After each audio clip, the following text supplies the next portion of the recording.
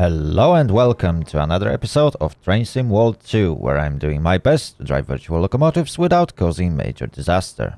Or do I?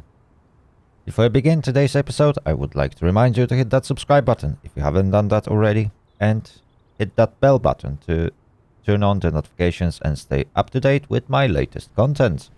I would also like to encourage you to join my Discord server, where you can interact with me and other Train Sim World fans, talk about the game in general, share some cool mods, liveries, and other stuff that you do in this game. Perhaps share some of your achievements, and definitely you can meet other people that also play this type of games. So I strongly recommend joining in. Link is in description down below the video. Right. Welcome back in another episode where I'm gonna take train for a spin. This time I decided to shake things up. In past few episodes I've noticed that not many people were watching them, mostly because I've been driving London Tube. And while it is fun, it is something new that's been added to Train Sim World 2. Basically, that's the newest thing that you can use in this game, apart from obviously new mods. But since the game was released, well, London Tube was, let's say, main selling point or attraction that was advertised for this game. It is definitely some refreshment into typical setup or setting that you would use the game in. Anyway, this time we are going to drive on a German railway. Yes, I decided that I will eventually restart or start my Schnellfahrstrecke Köln journey. As you can see, I already finished 2 scenarios, but I'm gonna go through them once more for the sake of this series. So today we will be playing BR442 Talent 2 Introduction. It is very short scenario, so this episode shouldn't take us that long. However, in that episode we will learn how to operate this particular unit, and hopefully I won't fail, because what I'm planning to do is to also take this short introduction as a good occasion to practice a little bit with safety systems that are present on German railways. Yes, you heard me right. I'm gonna enable both SIFA, which is pretty much standard alerter that is present in any other type of train. You could also turn alerter on for sandpatch grade route for any other unit that was present there. I've never used that during the series when I've done sandpatch grade.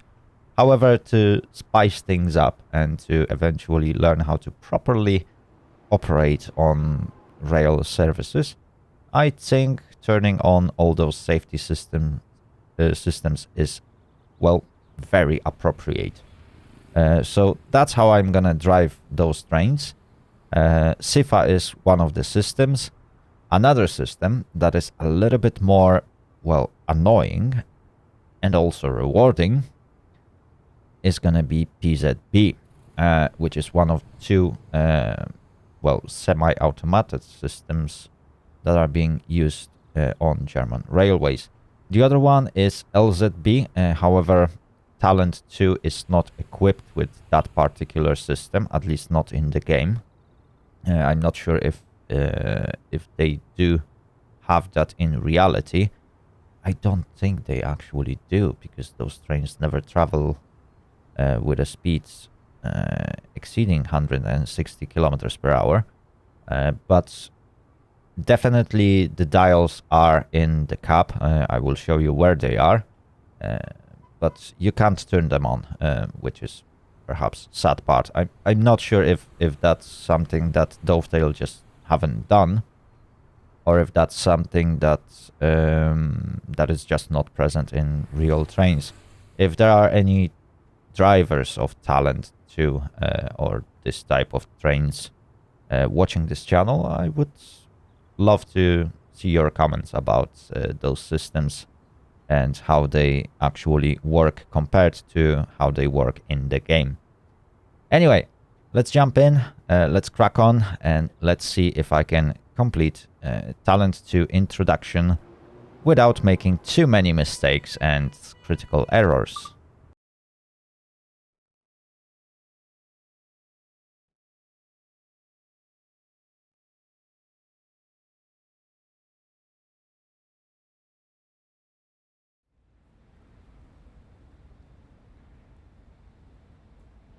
Welcome to driver training here at Aachen Depot.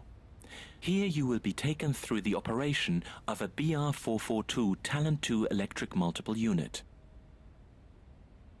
During this brief introduction, we will go through the train preparation, critical driving controls and passenger operations. When you are ready, climb aboard to get started. Okay, so here we are at Aachen Depot. You could basically hear the guy telling me what to do. So let's follow his instructions as we are learning. Right, let's jump in. In normal Doors operation, can be closed. this unit draws electricity from the overhead catenary via a pantograph. However, since the pantograph is currently in the down position, we have to power the initial systems by priming the auxiliary battery. Okay, so here's the main control board for this train. Don't worry, I'm not really bothered by timetable for this particular mission. There is some sort of expected timetable, but I'm not going to follow that this time. Right, so the guy told me to turn on the battery, so we have to press and hold this button for 5 seconds, and there we go, the battery is on. Position. This is where you'll be spending most of your time. As you can see, some of the screens went up. They are currently turning on. Fantastic, but it's not over yet. We still have to turn on safety systems, which are turned off by default. So the most basic system, which is SIFA, we need to turn it on. PZB, both dials. There we go. And we should be good to go. Unfortunately, as you can see, we do have a dial for LZB. Unfortunately, it is not working in the game. I can't do anything with it. I can't interact with any other dial on this panel, which is a shame. But, well, we shall see how am I going to do with just PZB on. Which is not that easy. Right, let's sit down. There we go.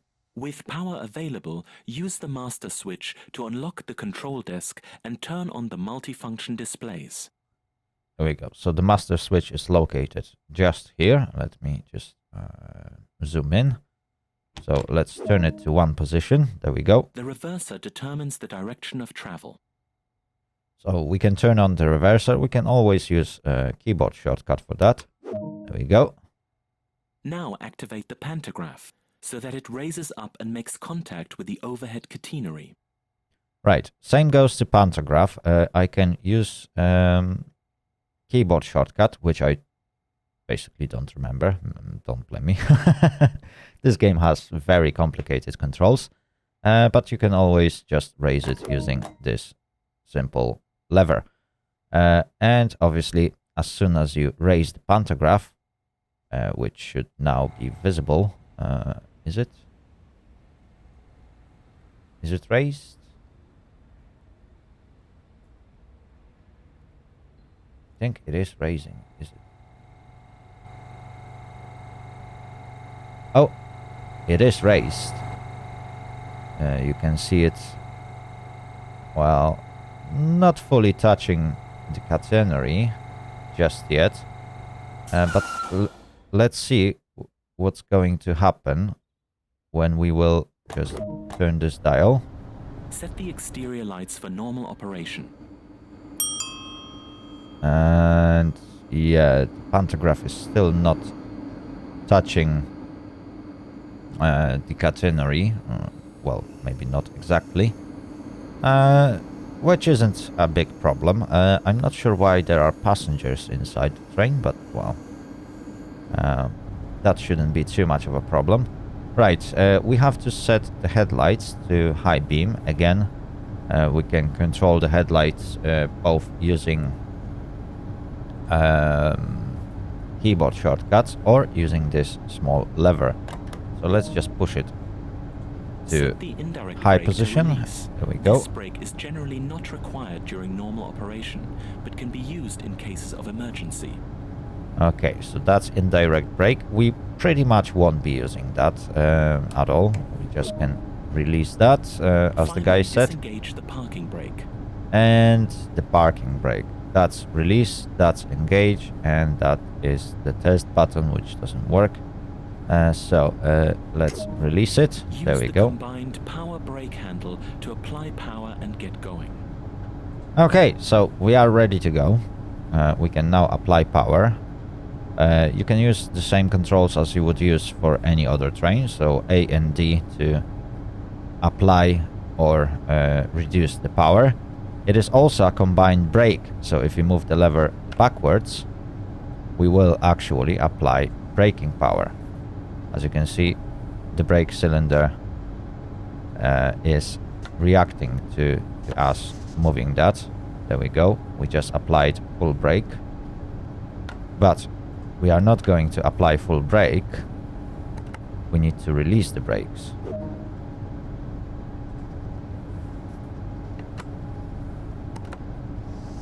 There we go.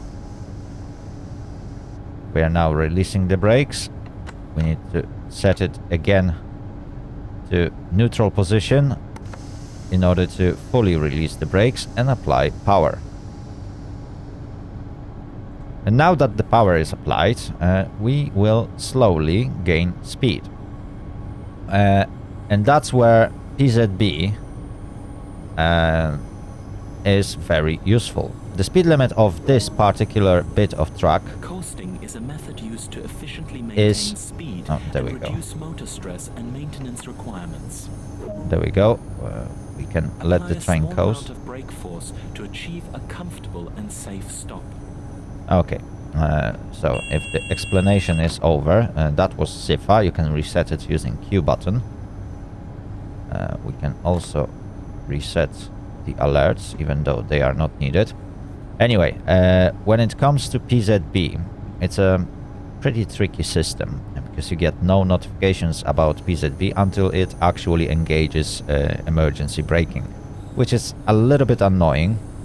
But in general, the rule is that if you encounter a speed limit, you have to use PZB to confirm that you've actually noticed that there is a speed limit. And since then, you got, I think, approximately 20 seconds to actually reduce your speed to that speed limit, which requires you to brake a little bit harsher than I would normally do. But that's the idea behind that system. This system is also responsible for setting up cruise control. So you can use it to control the speed of the train and unlock it at desired speed. Right, we can now start braking. I hope I applied enough brake force.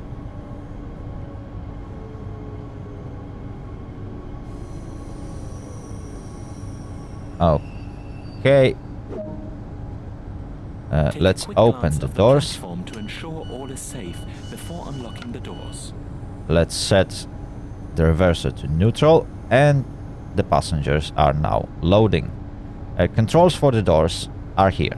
You can shut all doors. You can open right doors, close right doors. Same goes to left doors. Or you can use keyboard shortcuts, which are U and Y, respectively. Okay, the passengers are now loaded. It's time to get going. Set the doors to locked. So I'm locking the doors. It's gonna take some time before they lock. You can hear the alarm. Okay, the doors are now Proceed to locked. the next stop at Aachen-Rote Erde, unguided this time, and see how you get on. Okay, so now we have to travel to another station. As you can see, we are already late. I'm not bothered by that, so I will quickly explain what we will going to do. So we have to set off, and there is that PZB system. I'm not fully familiar with it, so not every information that I can give you at the well, I can't give you full information at the moment. I still need to do some research, but in general, PZB is gonna be very useful in here. So let's release the brakes and let's get the train moving.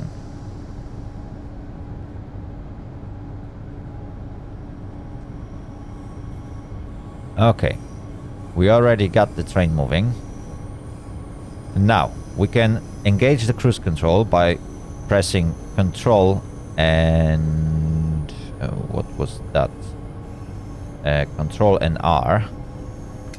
There we go. And as you can see, there's that small dial that is showing next to a speed limit on the speed dial. It's currently set for 20 kilometers per hour.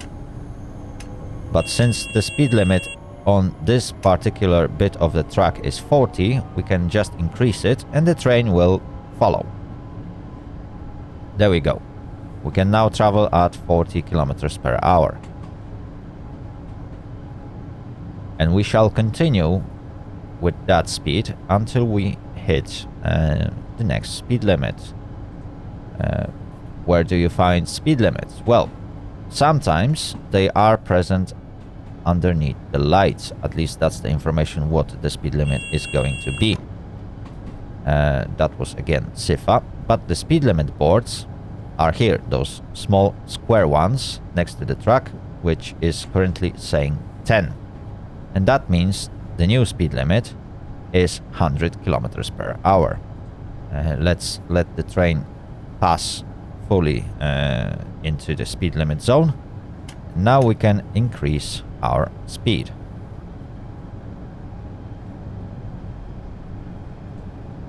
There we go. As you can see, I moved the dial up to 100 kilometers per hour and the train is automatically speeding up. We just have 850 meters to go, so as soon as we will reach it, we will have to start braking. As we just passed a yellow light. Oh, there we go. That's the PZB taking over. It actually engaged full brakes, which is not okay. I'm not happy with this. I failed to confirm PZB, and the train have stopped a little bit too soon. Right, so now what we have to do is to set the brakes to set the accelerator to neutral and release the brakes.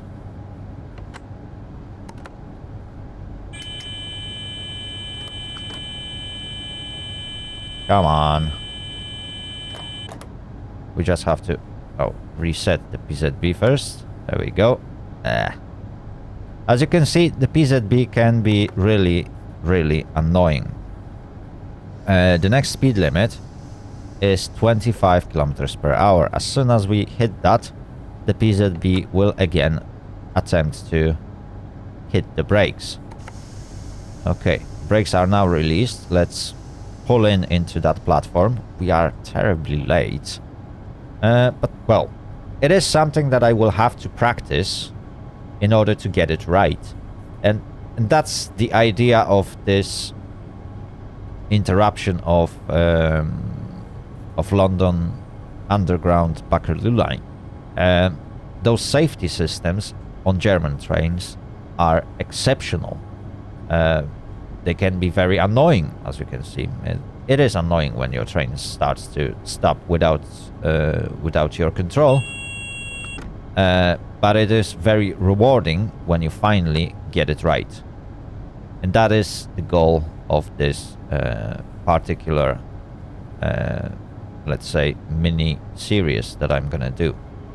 Okay, we can now stop. Oh, I went past the stopping point. My stopping accuracy is absolutely terrific. That's another thing I will have to practice. Let's open the doors and load the passengers. Let's set accelerator to neutral. The brakes are still on until I will apply any power. And obviously I can't do that since the doors are opened. But definitely I will have to practice a little bit to get this train going using PZB. That's gonna be the biggest challenge in this particular scenarios. Good work.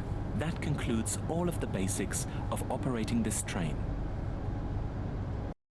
Okay, there we are.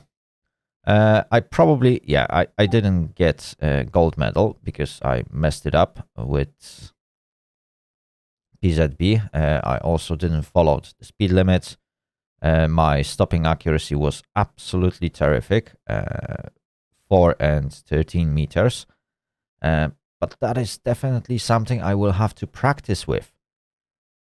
And hopefully, by the end of Chapter 1 of this series, I will be able to drive using PZB and SIFA without interruption in our journey. Same goes to applying the speed limits. As you can see, I've been waiting a little bit too long for that. But you can get the general rule. It takes some practice, but when you get it right, it is really, really rewarding. Right, guys, that's it for today's episode. I hope you enjoyed it. I definitely did. It was nice it was nice introduction. Obviously, the game doesn't really introduce you to those safety systems, which is a shame. Again, that is something that Dovetail always does really bad. And we're talking about tutorials and this kind of stuff. But definitely I will have plenty of fun playing on German railways. I'm also quite familiar with the signaling and signs, so it should be much easier for me to eventually get things right at some point. Unfortunately, those safety systems will make things a little bit harder than they should, but we'll get there as well. We will definitely get there as well, and I hope that you will enjoy this series same as I enjoy driving German trains in Train Sim World 2. Right, thank you very much for watching. If you liked this video, give it a thumbs up and subscribe. If you want to get informed about my new content, hit that notification bell button and don't forget to share your comments down below.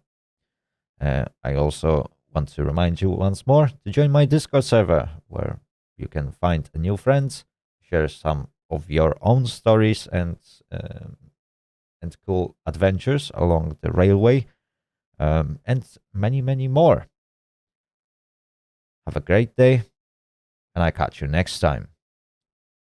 Later. Out.